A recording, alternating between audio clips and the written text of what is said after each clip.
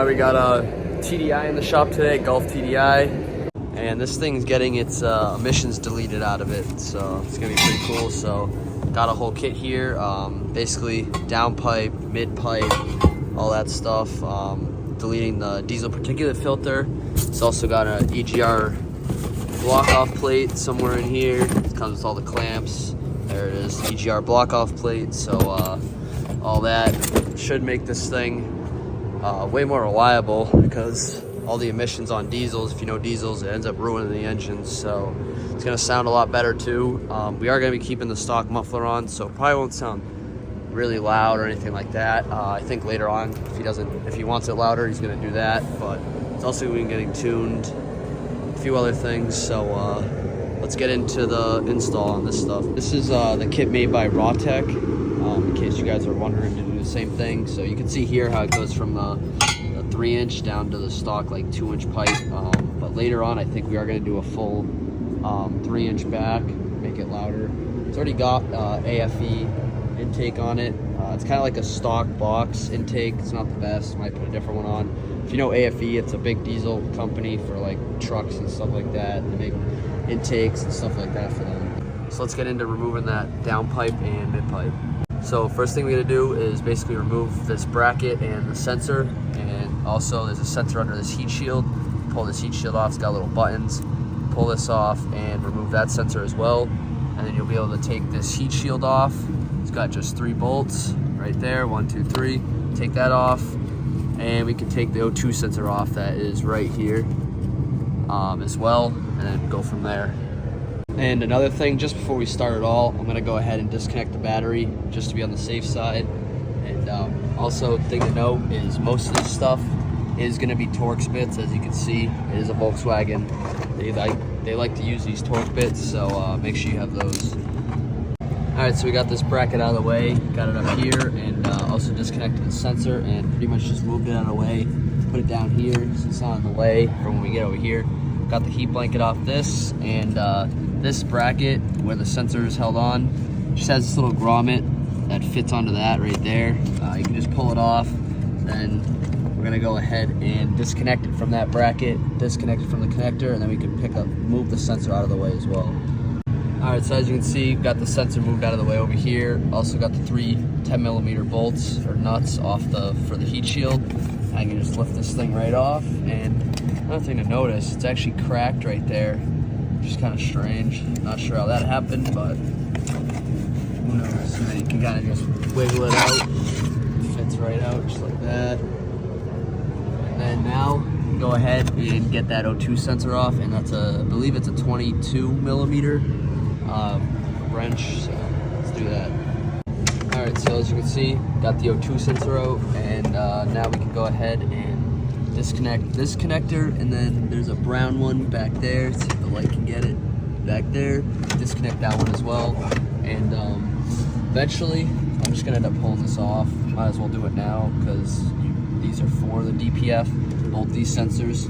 I just moved them out of the way so I get the O2 sensor and heat shield, but you do have to remove these completely when you're doing the DPF delete. So I'm probably gonna go ahead and remove those completely as well, and disconnect these 2 connectors. All right, so we got the brown connector disconnected, and same with the orange one. And we also went ahead and just completely disconnected these pressure sensors right here. And now got the car jacked up, and you're here. So underneath the car, we have already gone ahead and took these supports off. They're 4 13mm bolts. Basically goes across underneath this right here onto that side. Let's see. There is 2 of them, one in the back as well. Same exact thing, 4 13s. All right, next thing we're gonna do is take this O2 sensor off, and as well as disconnect the connector here for this flapper. All right, so once you get the O2 sensor out and that connector disconnected, go ahead and remove these bolts. That way you can pull this down. Don't have to remove the whole thing completely unless you feel like it. Pull it down, and then go ahead and disconnect the wires from here. And as you can see, Got them right here now, the O2 sensor and the wire for the flapper right here. All right, so the back half of the exhaust is pretty much, the clamps are completely rotted. All right, so as you can see, the clamps are pretty much rotted, and they're so rotted that you can actually just move them, just like that. So I guess, wow, don't have to unbolt that at all. I was not expecting that. I'm gonna put it back on because the exhaust is gonna sit on me. So that's actually kind of convenient for me since this is gonna be thrown away anyways. That's so rotted I can just pull the exhaust right off. And then you have to do, so this is the front half of the exhaust where the hangers are. Undo this clamp. As you can see, mine's stuck on from the rust, so I'm gonna go ahead, heat this up, and then hit it with a hammer and tap it off. And then since that end of the exhaust is already rotted off, I can pretty much just drop this whole piece down and pull it right out. All right, so just heat it up and barely tapped it with a hammer, and as you can see, it's separated, so I should be able to just go ahead, just like that, drop this down, and I should just be able to pull on it since the other side's already basically half off, just like that, and pull this whole piece out.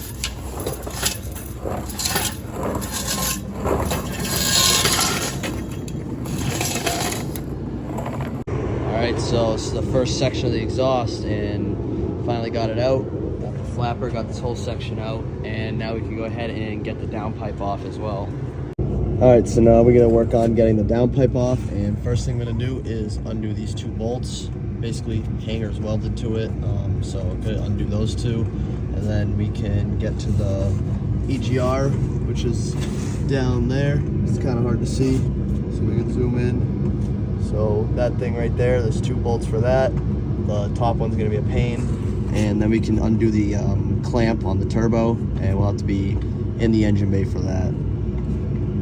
Alright, so as you can see, got the two 13mm bolts out here, and we also went ahead and got the two bolts out for the EGR right there, and we just went ahead and loosened this clamp right here, and now we're just going to tap it with a hammer, and hopefully it breaks loose, and this thing, I believe, should just fall down. Alright, and you're also going to go ahead and remove these two 13mm that holds the downpipe to the engine block right here as well. Alright, so we got that clamp off now, and as you can see, it's separated from the turbo, the downpipe, and now we have enough room to get all these sensors off. The EGT sensor, not sure what the other one is, but you can disconnect all that now and pull this thing out. So just grab these connectors that you already undid. Grab this one, try and snake it through. That makes sense. Same with the brown one. And then once we get those all the way over here, of course my light died, but all the way over here, these two wires basically, gotta pull them through just like this.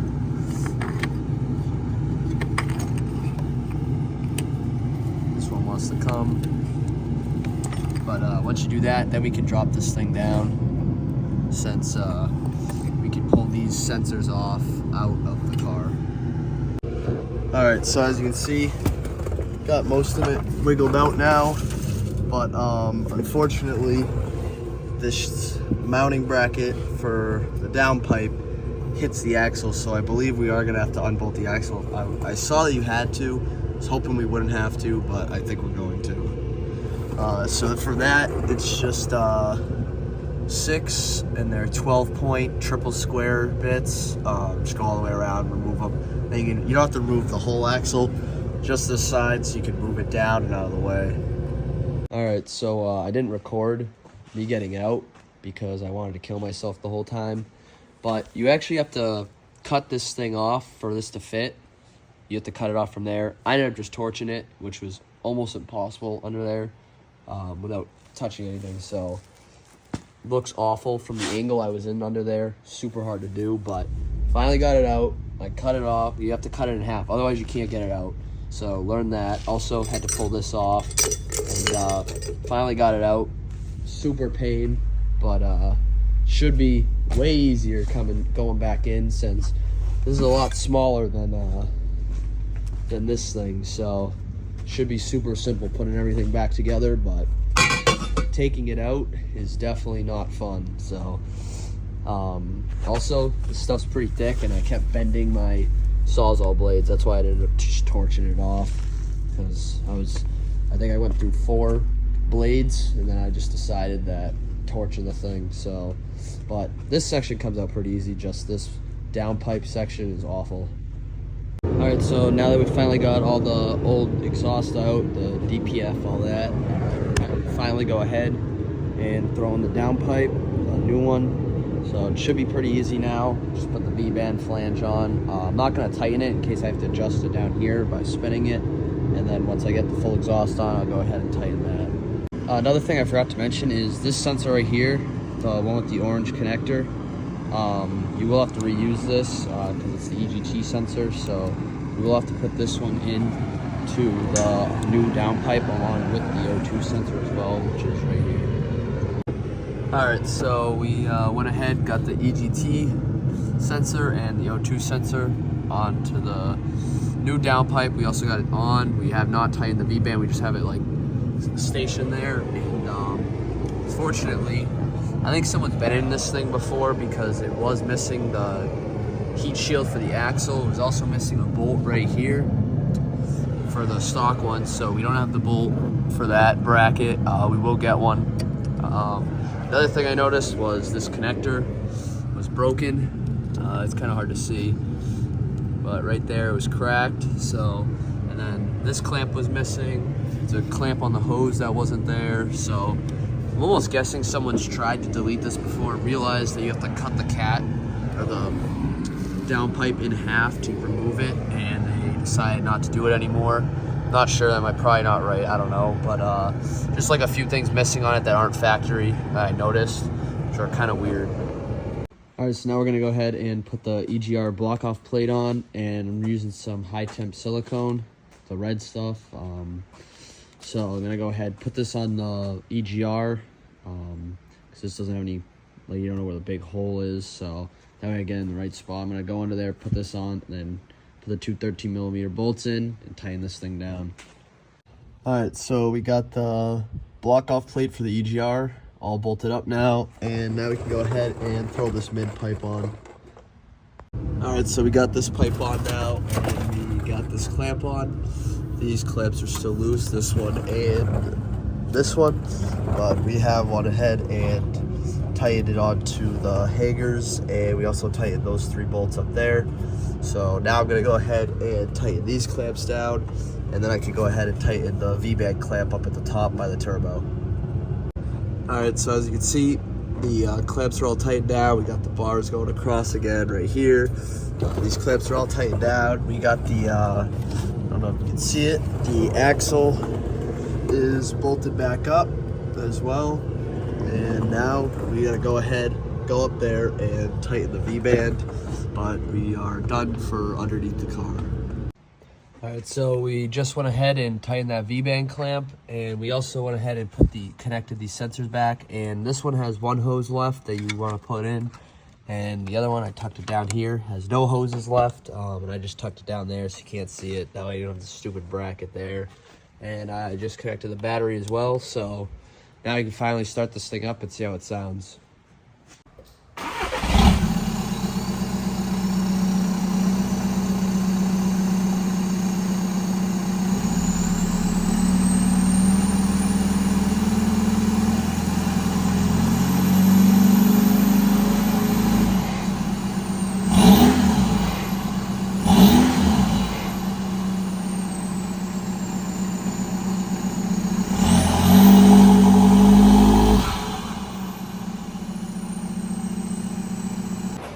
All right, so that's gonna wrap it up for this one. Got the emissions deleted on this thing now. Definitely lasts a lot longer than it would have with the emission system, because that ruins the diesel engines. Fans are on. On a diesel engine, they stay on for like 10 minutes after you shut the car off. But it's definitely gonna have check engine lights, but he's going for a tune in like a few days, so those all get cleared and the car run fine. But for now, you can definitely drive it around. Definitely sounds cool. Hear the turbo way more. Might be deleting the muffler too, because they're pretty quiet still, diesels in general, especially these small ones. But so yeah, that's gonna wrap it up for this one, and stay tuned for more videos. Peace.